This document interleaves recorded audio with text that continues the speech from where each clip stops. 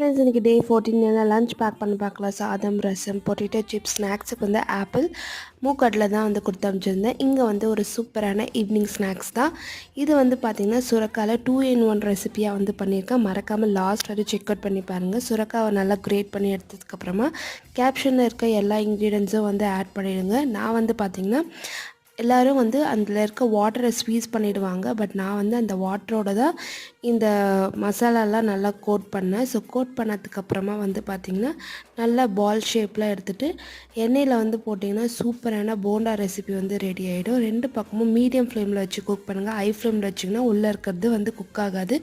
Low ஃப்ளேமில் வச்சா தான் வந்து நல்லா பர்ஃபெக்டாக வந்து குக் ஆகும். ஆயில் வேணான்னு நினைக்கிறவங்க அழகாக தவாவில் ப்ளேஸ் பண்ணிட்டு லோ ஃப்ளேமில் வந்து ஒரு 5 to 6 minutes நல்லா லோ ஃப்ளேமில் வந்து குக் பண்ணுங்கள். சூப்பரான அடையும் போண்டாவும் ரெடி ஆகிடும். So see you in the next video. Tata, bye bye.